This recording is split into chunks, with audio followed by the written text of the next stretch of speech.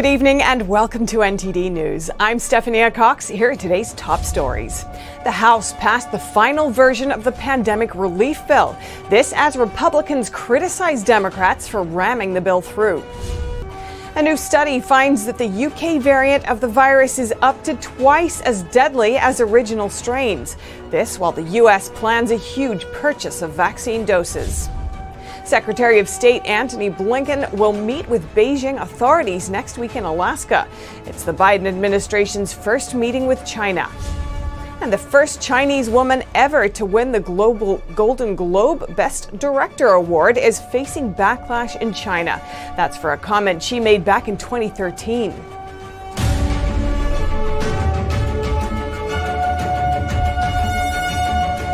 The House just cleared the final version of the pandemic relief bill.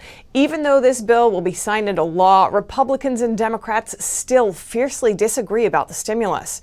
NTD's Christina Kim has more.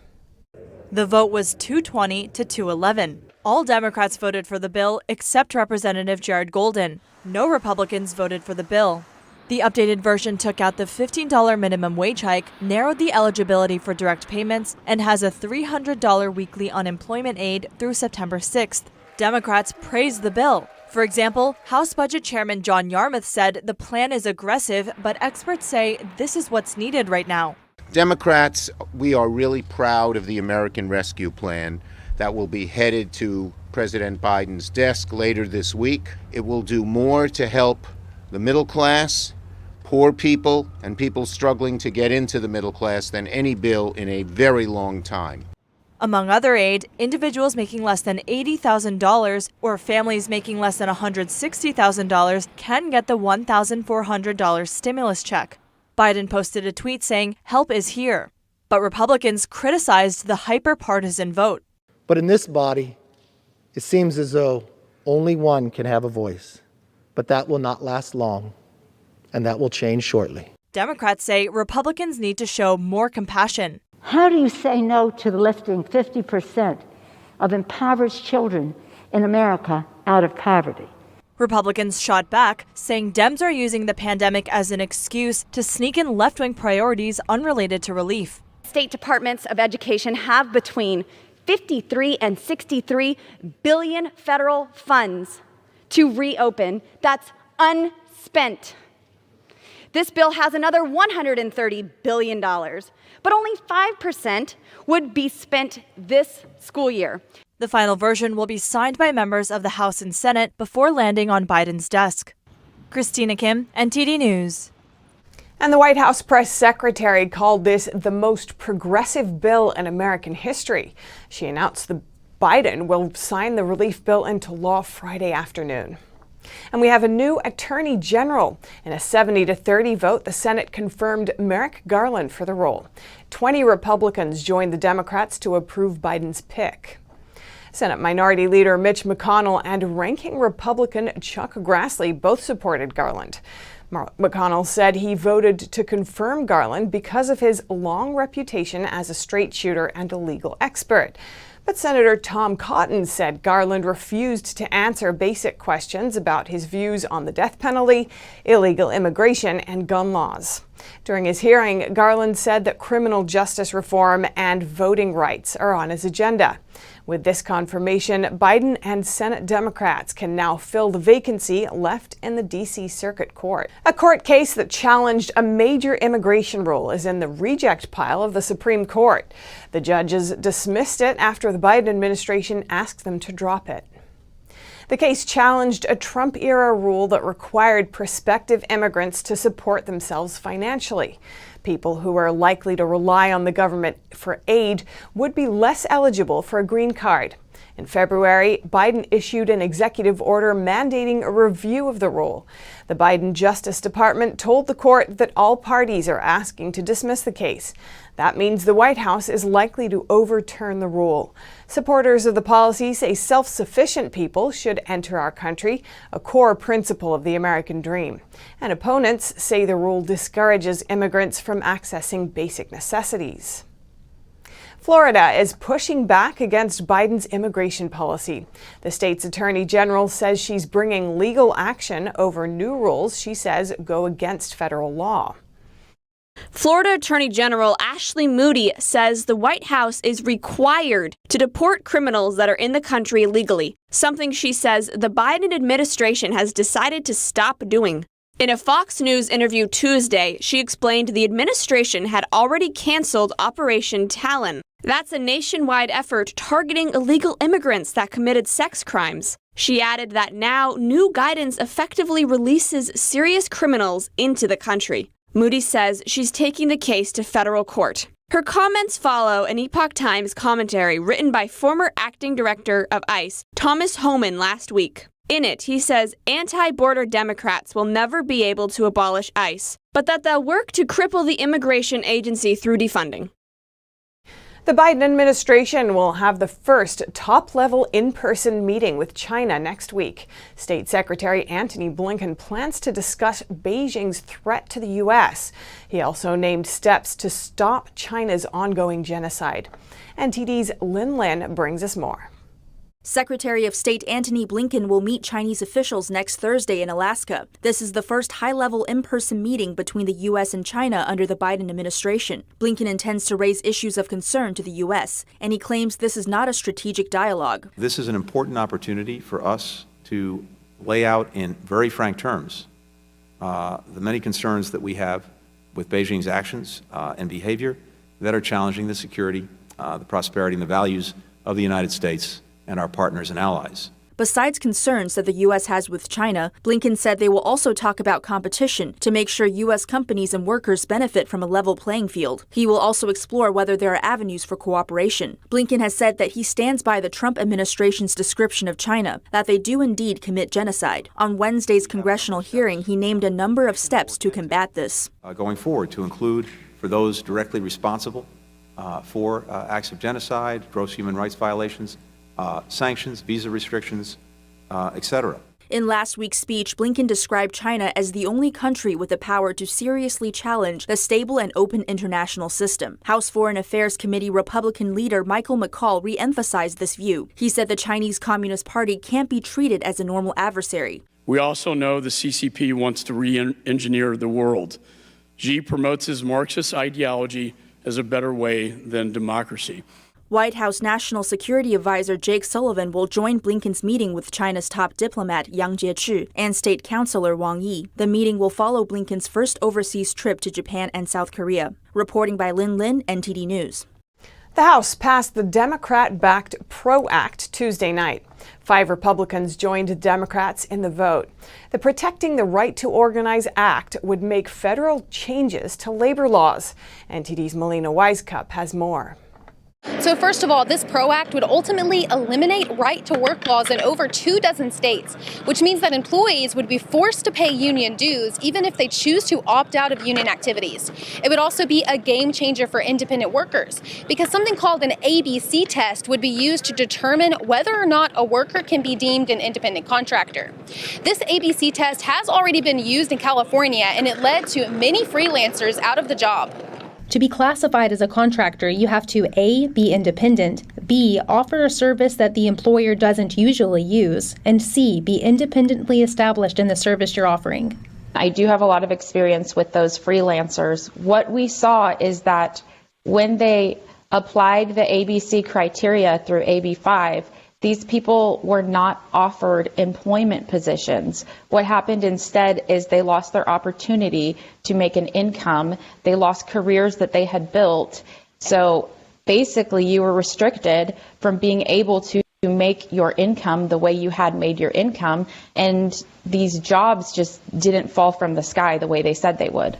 She gives an example of independent truck drivers who may have paid loads of money on their work equipment to make a living, only for authorities to tell them later that they don't meet the criteria to be an independent contractor. And we get into very sticky territory with that because we're telling people who own private property that they may not use their own things as they wish to be economically fruitful, and that we need an employer to tell us how to use our property. And that's going to be a big problem. However, supporters of the bill say it will protect workers' rights and empower them to bargain with employers. The Protecting the Right to Organize Act will strengthen workers' ability to stand together and to organize for better pay, for safer working conditions, and for stronger benefits. But critics say it only benefits union members and union leaders. This bill forces workers into union, forces them to pay union dues. It deprives them of their right to privacy, forces workers to divulge their personal information to their union bosses. What a racket. It would wreak havoc on our workers. Now, President Biden already voiced his support for the bill shortly before it passed the House last night. So now the only obstacle to writing that bill into law would be the 50-50 split in the Senate, as well as the filibuster that could be used to block it from reaching Biden's desk. Reporting in Washington, Melina Weisskopf, NTD News. And we bring you an update on the virus. A new study shows the UK variant is up to twice as deadly as the original strains. NTD's Kevin Hogan has more on that and how vaccines affect pregnant women and babies. The CDC is assessing the impact that vaccines have on pregnant women and their babies in the womb. Dr. Fauci says after mothers are vaccinated, antibodies are expected to go from the mother through the placenta and into the baby. They can also be transferred through breast milk, he says. So that is a very good way where you can get protection of the mother during pregnancy and also get a transfer of protection to the infant, which will last for a few months following the birth of the infant. And the British Medical Journal published a study showing that the UK variant of the virus is up to twice as deadly as the original. The B117 variant has killed over 200 people and infected over 50,000. The variant is more contagious than earlier strains, and it led to the recent lockdowns in Britain. It's been found in over 50 countries. That includes the U.S. Luckily, there's a huge vaccine purchase in the works. And today, I'm directing Jeff and my HHS team to produce another 100 million doses and purchase another 100 million doses of the Johnson & Johnson vaccine. I'm doing this because in this wartime efforts, we need maximum flexibility. There's always a chance that we'll encounter unexpected challenges, or there'll be a new need for a vaccine effort, a vaccination effort. Biden says the U.S. is now on track to have enough vaccination supplies for all American adults by the end of May. Kevin Hogan, NTD News. The governor of Arkansas signs a bill that bans most abortions in the state. Pro-life supporters hope the measure will encourage the Supreme Court to revisit its landmark Roe v. Wade decision. The Arkansas Unborn Child Protection Act bans abortion except to save the life of a mother in a medical emergency. It does not include exceptions for rape and incest. The law won't take effect until 90 days after the legislature finishes this year's session. And opponents to the bill plan to challenge the ban in court before then. The ACLU of Arkansas calls the ban cruel and unconstitutional. The governor has signed other abortion restrictions into law since he took office in 2015, and several other abortions restrictions are still being considered in the state. And coming up, NTD's Miguel Moreno comes to us live from Houston, Texas. No more masks in the Lone Star State and businesses operating at full capacity. A murder suspect was mistakenly released from New York City's notorious Rikers Island prison. U.S. Marshals and NYPD officers are on a manhunt for him. That and more after the break.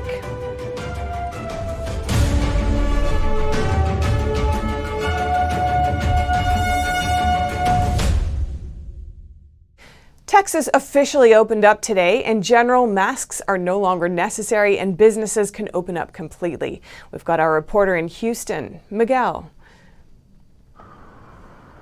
Hey, good evening, Steph. So over the past few days, there have been a lot of arguments, some very heated, about Governor Greg Abbott's decision to open up Texas.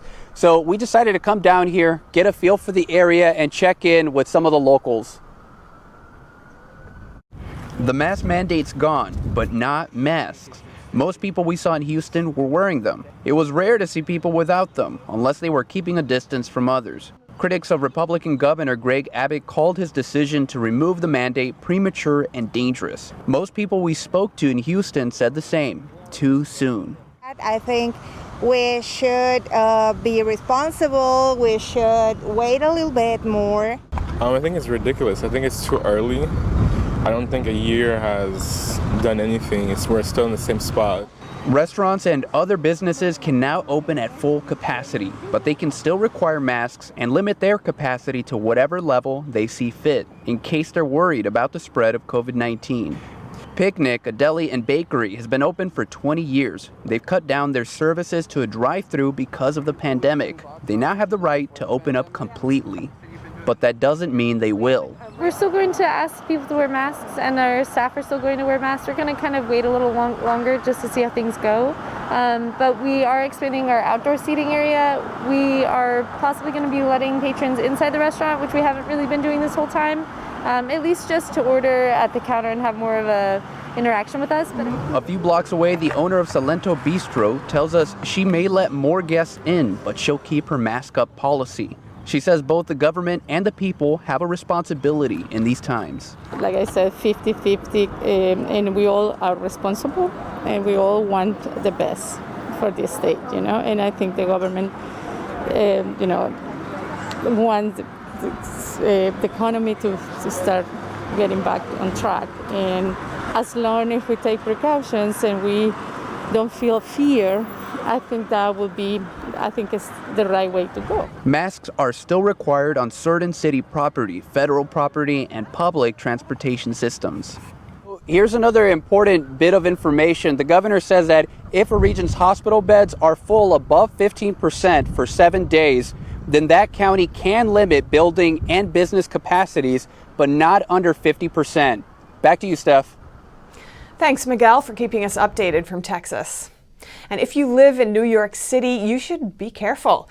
A murder suspect has been wrongfully released from a New York City prison. He was still awaiting trial. NTD's Arian Pazdar has the story. The 26-year-old murder suspect, Christopher Bucks, is moving about. He's armed and dangerous. Officials are on a manhunt for him. Authorities released him from prison by accident on Monday. And not just any New York City jail, but Rikers Island.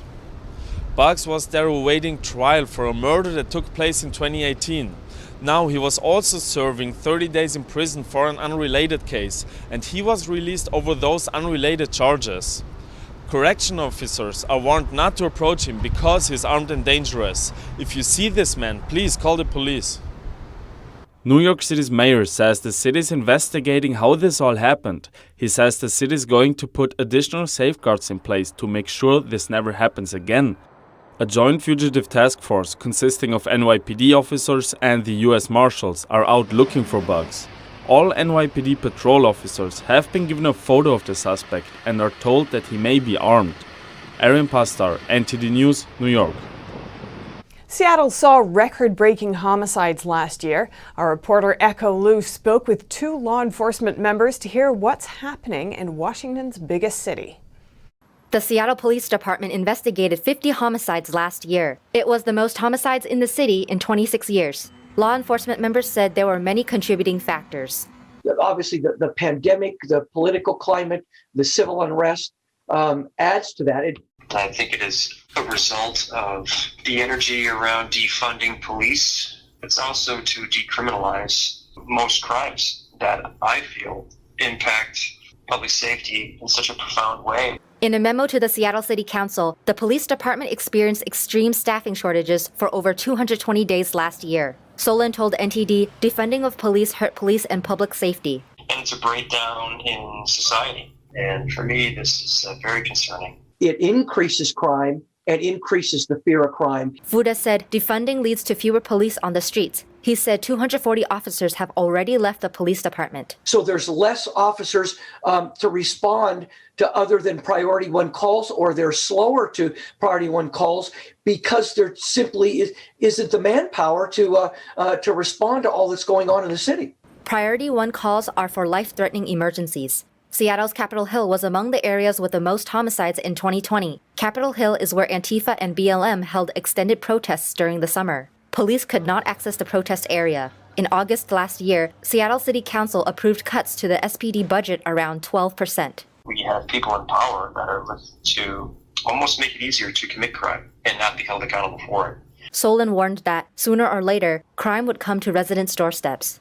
The city's panicking, and they realize that there would be an incredible void of police coverage. Solon criticized Seattle City Council's lack of support of SPD after Minneapolis altered its course to increase a $7 million fund to police. Minneapolis was the first city to defund police and has since gone back on defunding measures.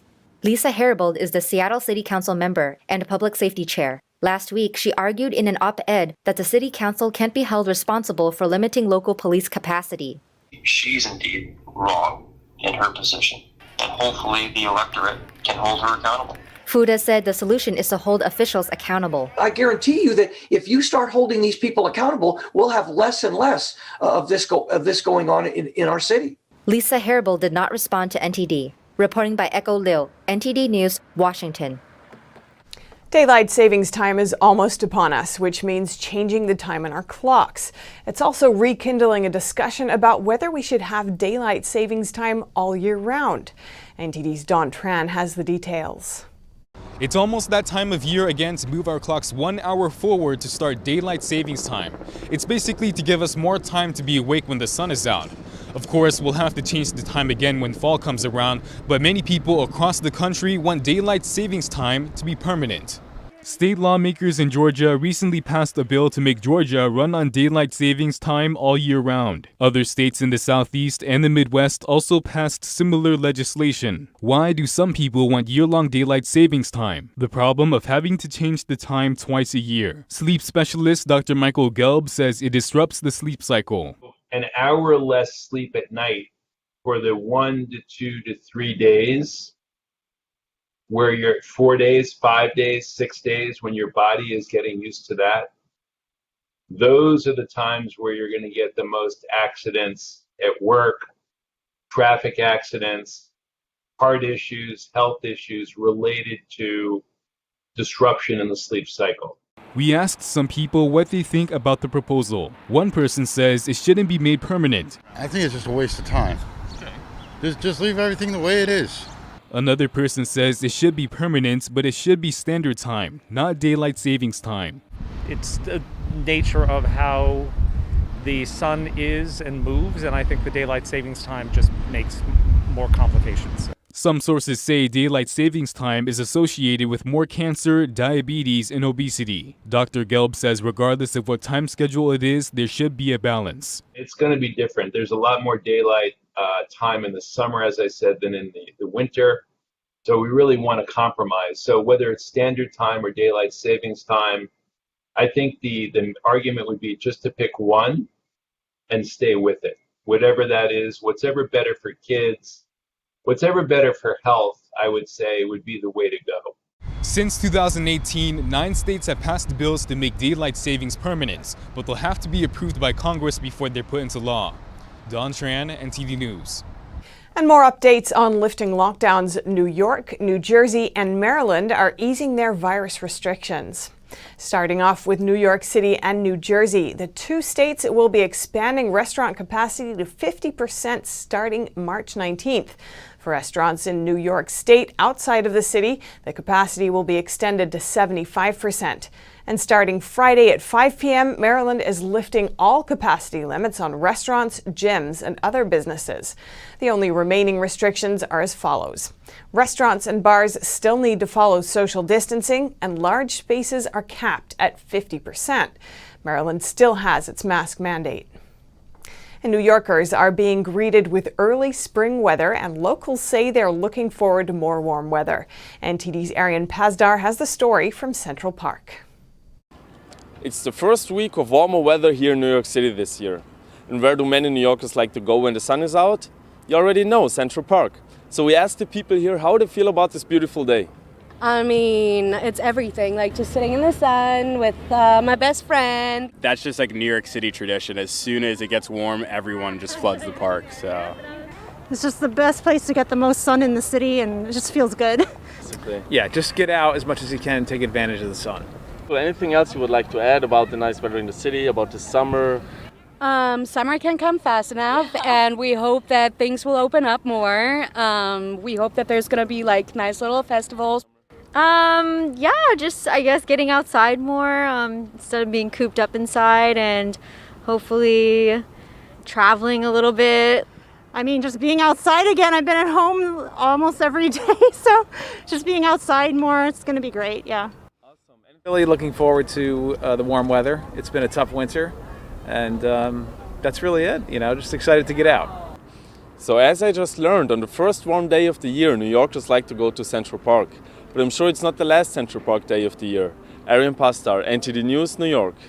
Residents in California's Canyon area are evacuating because of a massive mudslide. A powerful winter storm is bringing heavy rainfall into Southern California. No injuries are reported so far, though. NTD's John Fredericks has the latest. We're on site in Majeska Canyon, California, where mandatory evacuations have been placed. Behind me are leftover remnants from December's bonfire, which decimated over 13,000 acres of wildlands. This is today's belligerent behind the mudslides. Resident Susan Awamoto sent us footage of a mud flow near her home just hours ago, not far from our location. Overnight rain saturated the hillside with powerful mud flows and in many cases resulted in the destruction of property. According to the National Weather Service, more than 1.5 inches of rain fell over roughly a 3-hour period in the area. There weren't any immediate reports of heavy damage, but some vehicles were in fact trapped. Videos from the Orange County Public Works shows a bulldozer was used to clean the aftermath. Authorities said it will take at least a couple hours to make these roads accessible again. With more rain expected in the hours ahead, Orange County officials have already begun to make mandatory evacuations as well as preparations for possible destruction. There have been no reported injuries at this time. This is John Fredericks, NTD News, California. Coming up, the first Chinese woman in history to win the Golden Globe Award is now facing backlash from her country of birth. That's for her criticism of China dating back to 2013. And China takes facial recognition to another level. A Chinese company's artificial intelligence can now identify faces, even when they're covered by masks. That and more coming up on NTD News.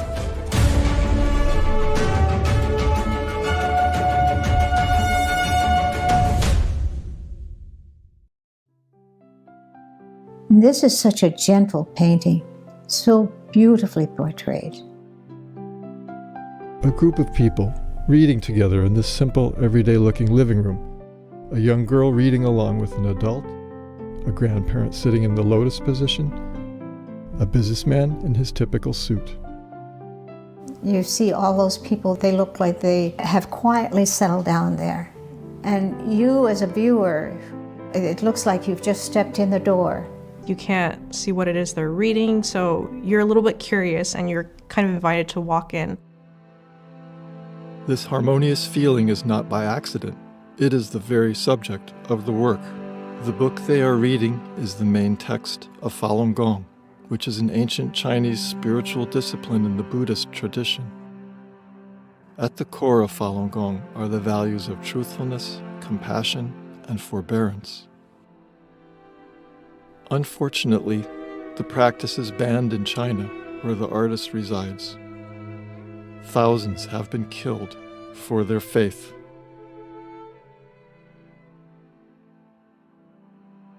Golden energy blooms into the room as a result of their steadfast faith. The painting on the back wall reminds us of this work's title, Plum Blossoms in a Muddy World. It's also a metaphor for the practitioners that are sitting in the room as plum blossoms.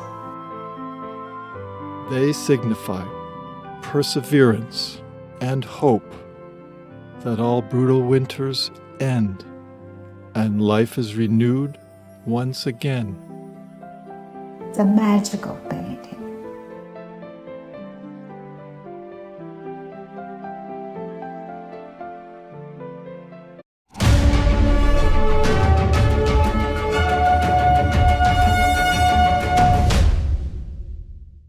The Chinese regime is leading a statewide boycott of the award-winning film Nomadland.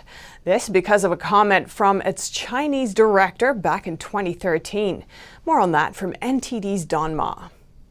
An award-winning Chinese director is facing backlash in communist China. That's for a comment she made back in 2013, critical of the regime. Chloe Zhao is the director of the 2021 American movie Nomadland. Last Sunday, she made history at the Golden Globe Awards with her new film.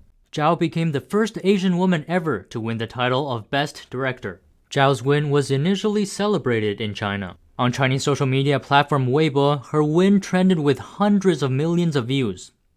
Chinese state media even crowned her as the pride of China. Chinese film authorities approved the film for a domestic release in April. But Chinese internet users soon dug up an interview Zhao had in 2013.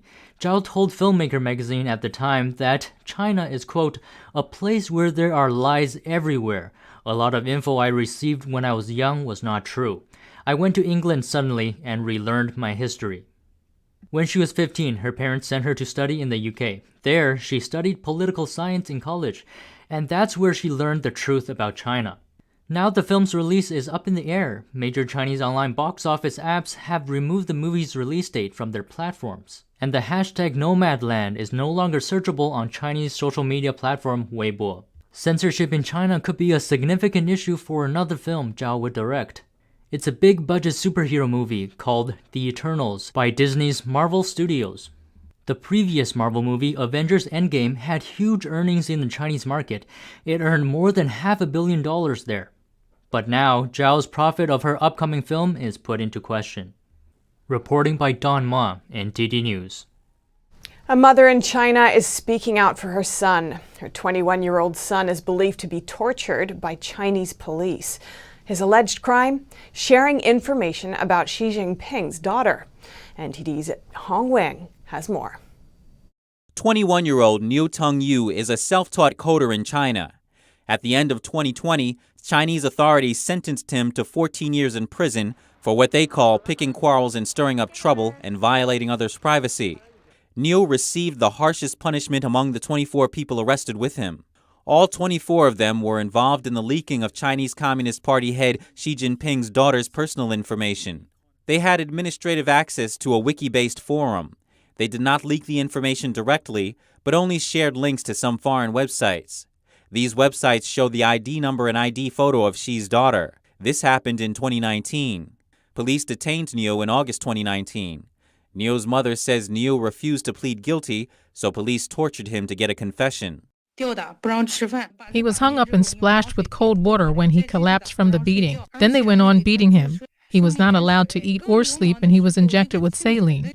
Worse still, a policeman surnamed Chen stripped my son naked, insulted him personally, and used some obscene language on him. In a handwritten note recently made public, Niu said police forced him to confess to crimes he did not commit. For this, they made him write his alleged crimes on several hundred sheets of paper. When he failed to finish writing within the required time frame, he was beaten, deprived of sleep. He wrote that within 40 days in December 2019 and January 2020, he slept no more than 30 hours combined.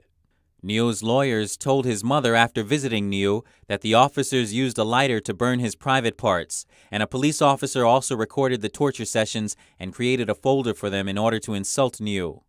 They did all this to force a confession from him. The lawyer told me he saw cigarette burns on my son's arm, and they injected some unknown substances into his feet that caused pus. My son told the lawyer not to tell me. He did not want me to be scared. This is what the first lawyer told me. Niu's mother had to change lawyers 6 times to defend her son. The first 5 dropped the case after authorities threatened to revoke their licenses. Niu's mother also received death threats for speaking out for her son. Niu's mother also says she is suffering from worsening eyesight and heart issues. This is because she is anxious about her son. Despite the challenges, she says she will stay strong and tell the world what the Chinese police have done to her son. She says, "May heaven help me so that I can live to the day when I can see my son again." Hong Ning, NTD News. Military tensions are ramping up between China and Taiwan, and a top U.S. Admiral warns about a potential invasion. NTD's Tiffany Meyer has more on that. Now let's turn to Taiwan and a warning about the island's long-term safety. A top U.S. military officer says China could invade Taiwan in the coming years. That says Beijing works to build a military as powerful as the United States by 2050. Taiwan is clearly one of their ambitions before then, and I think the threat is manifest during this decade, in fact, in the next 6 years. His concerns come as Chinese Communist Party head Xi Jinping works to bolster his military. Speaking in front of top military officials on Tuesday, Xi warned of instability and uncertainty in China's national security. He also urged troops to improve combat readiness.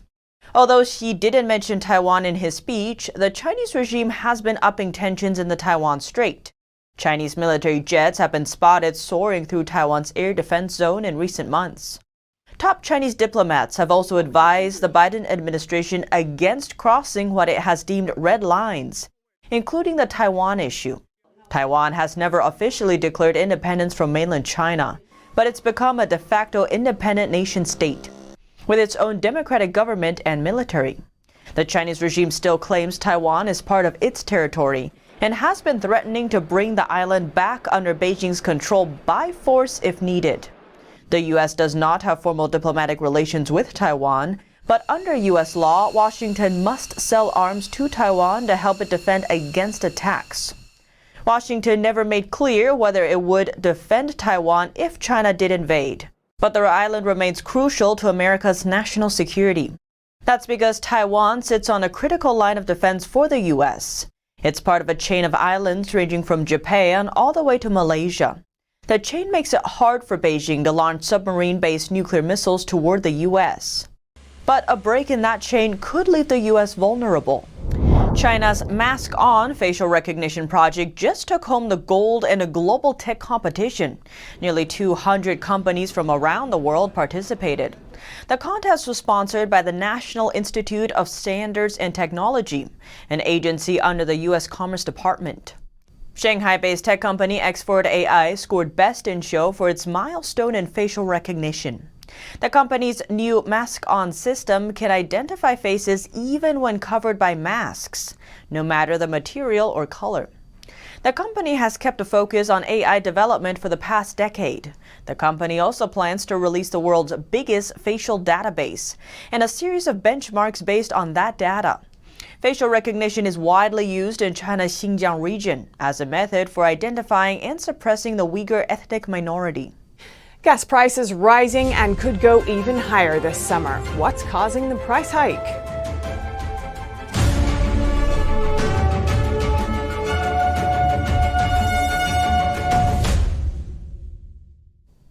Prices at the pump are rising and they could go even higher by summertime.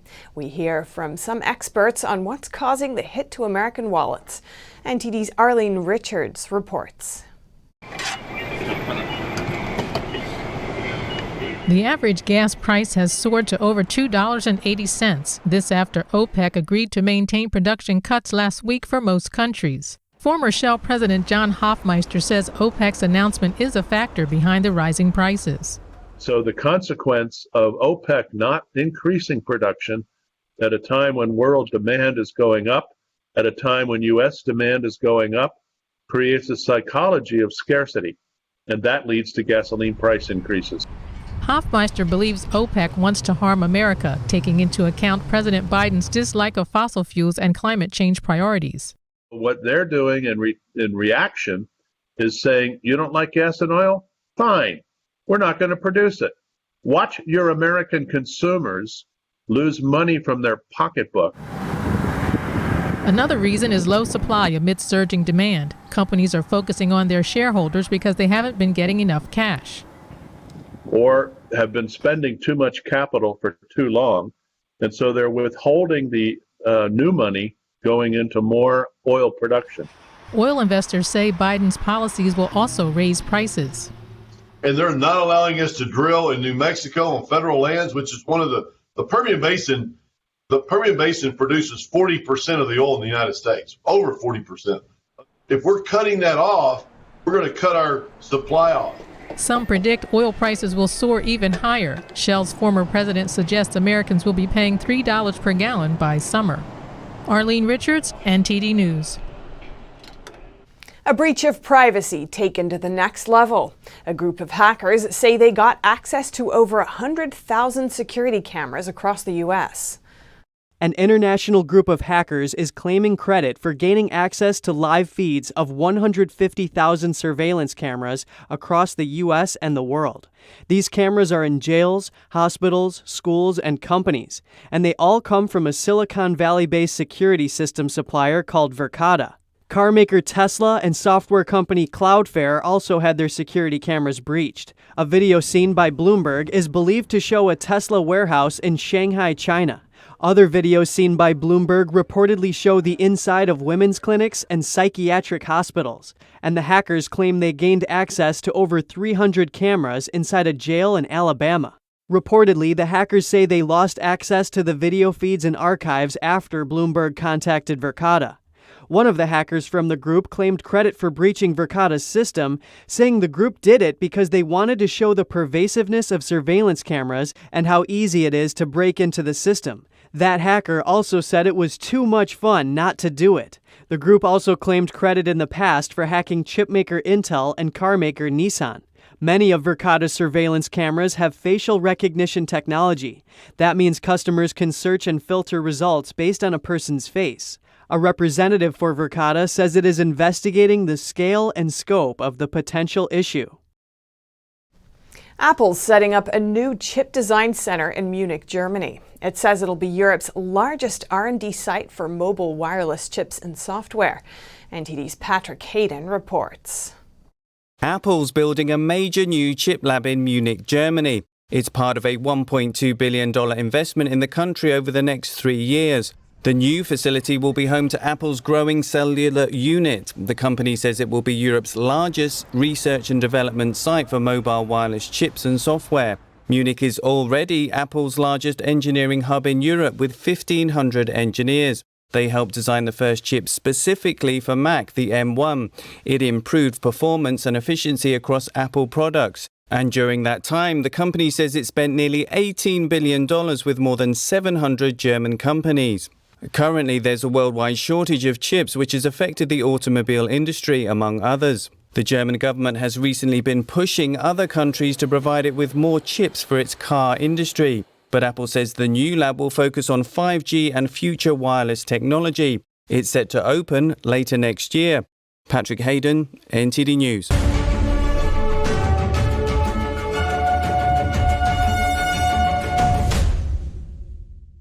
When you look at TV networks in America, a soundbite and fight-it-out culture prevails on news and commentary programs. As a Canadian, I'm fascinated with America, and I wanted to offer American thought leaders an opportunity to share their thoughts in a deep dive format, where we can explore their ideas together.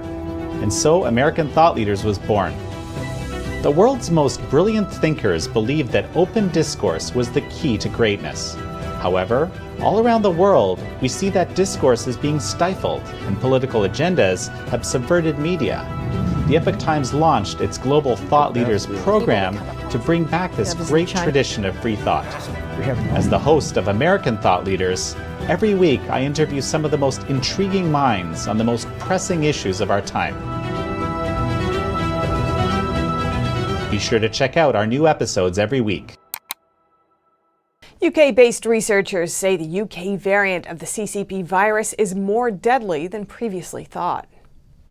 Researchers are saying that the highly infectious variant of COVID-19, which was first discovered in Britain, is between 30 to 100% more deadly than previous strains.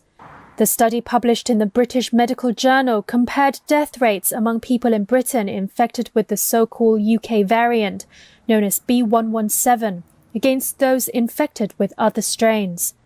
The variant was first detected in Britain September last year.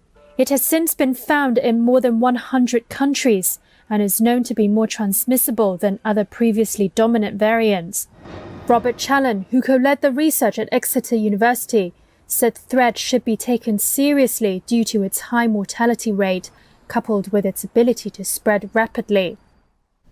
Australian Health Minister Greg Hunt is in the hospital with a bacterial infection 2 days after taking a COVID-19 vaccine.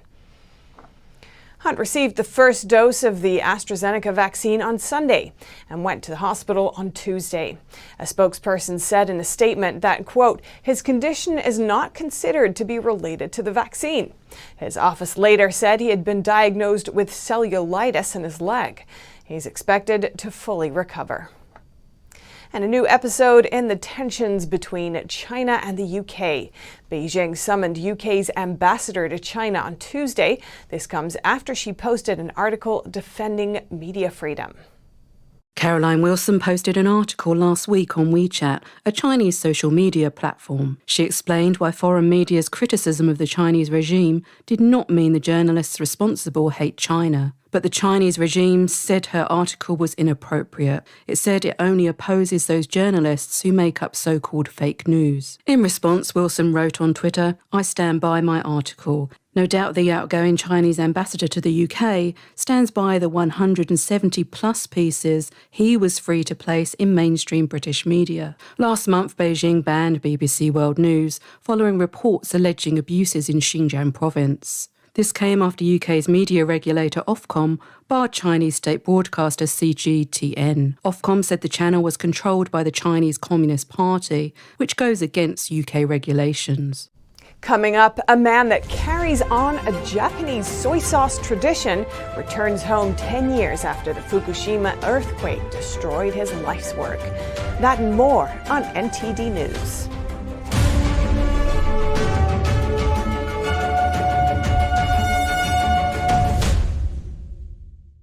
Tomorrow marks a decade since the massive tsunami and nuclear accident devastated Japan's eastern coastline. In the aftermath of such a disaster, how do you rebuild? This Japanese soy sauce maker may have an answer. In spite of severe challenges, he found a way forward through optimism and a generous attitude. In 2011, a powerful tsunami wreaked havoc on Japan's northern coast. More than 18,000 people were killed, and over 160,000 evacuated the region. The folks who passed away are people who wanted to make this into a great town. When I meet them again in the next life, I want to do things that will make them say, well done, you did it. Michihiro Kono is the 9th generation owner of a soy sauce company. The tsunami destroyed his factory 10 years ago, and the damage was estimated at $2 million. But Kono continued paying his employees even without anything to sell. The biggest loss was the 200-year-old cultures needed to ferment the soy sauce. Kono had donated a few cultures for cancer-fighting research, and the medical facility was also destroyed by the tsunami. But by a miracle, the cultures were untouched. Kono restarted soy sauce production in 2013. He named the new soy sauce Miracle. Now, construction is almost complete on a new factory. It is being built on the same ground where Kono's family first began making soy sauce in 1807. I think this is a critical moment to see if I can do something worthwhile. After 10 years, to come back to where I was originally born, it's like I'm at the starting line. Kono's dream is to revitalize his home city. The pandemic has left the city lifeless and caused sales to drop by 20%. But Kono has weathered disaster before. He made use of the time to learn specialty skills with his employees. To be able to do something for someone else will save your heart. Otherwise, you trap yourself waiting for COVID-19 to be over. It will affect your heart. So I think this is a great opportunity to do something for someone else or for society. It is Kono's optimistic and giving spirit that helped him rebuild his company and carry on this long family tradition. A 13th generation Japanese potter survived a massive earthquake that struck near his town's nuclear plant. On the anniversary of the tragedy, he recounts his story of survival and resilience. Dust and rubble is most of what's left of Toshiharu Onoda's old pottery studio in Fukushima, Japan.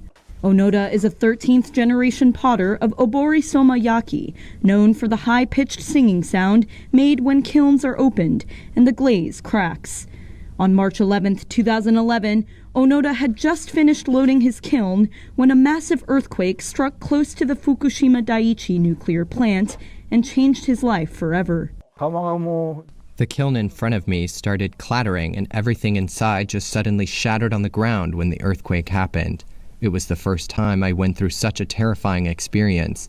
I couldn't move at all, even if I tried to run away. Within hours, Onoda and some 24 other potters were forced to evacuate and leave their life's work behind as nuclear reactor buildings exploded, spewing radiation across the area where their families had lived and worked for over 300 years. 10 years later, Onoda has returned to the town of Namie in Fukushima. But Onoda says everything about the town and its pottery has changed. Half of his fellow potters have quit, and some 80% of the town still remains off limits due to high levels of radiation. Even the clay and glaze which once gave their wares a distinctive blue-green sheen can no longer be gathered and processed there. But despite all the loss he has experienced, Onoda has forged on. I would like to pass obori somayaki, a tradition with history of more than 300 years, to the next generations. That is my goal. I hope that it could be carried on by as many people as possible. Onoda still hopes to reopen his own studio in Namie one day. But for now, him and Namie's other remaining potters will work at a new showroom set to open soon, where they will sell their wares, teach, and continue keeping the spirit of obori somayaki alive. Glistening, gleaming treasures on view at a Russian museum. The exhibit features 5 artifacts recently restored by the museum's masters. The exhibit, Cartier, Passing on Heritage and Savoir-Faire, features 5 items from St. Petersburg's Hermitage Museum. A rosewater sprinkler, a crystal lamp, a jewelry box, an embroidered clock cabinet, and the ceremonial baton of Russian Tsar Alexander II, all carefully restored, and showing their connection to Cartier. A Polish princess's jewelry box. Made in 1533. Next to Cartier cameos and bracelets that use the same varied approach. It has been a part of the Hermitage collection since the end of the 18th century, during Catherine the Great's reign, and it was listed in her inventory. In the center of the exhibit, a golden aroma sprinkler made of gold, silver, and jade, and sprinkled with diamonds, emeralds, rubies, and pearls. The crystal lamp, created by Arab craftsmen in the 10th century and later decorated by Italian Renaissance jewelers. In the exhibit, it's complemented with items from Cartier which also combine crystal with precious stones. We have fixed enamel, cleaned oxides, and strengthened gems. The partnership between Cartier and the Hermitage began in 1992 and reached a new stage in 2016, when the famed jewelry house supported the museum's restoration program. This exhibit runs until April 18, 2021. Andrew Thomas, NTD News. And that's all for today's news. Thanks for tuning in. I'm Stephanie Cox.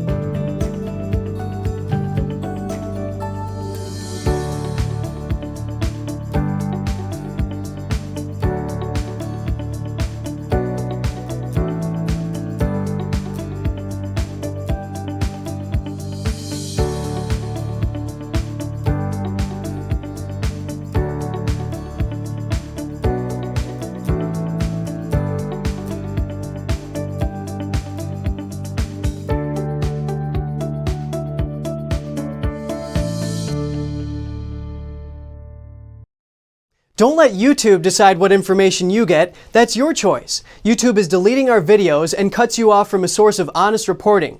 Make sure you don't lose access to NTD's news content, and take a quick moment to subscribe to our newsletter so no matter what happens here, you'll keep your access to a trustworthy news source.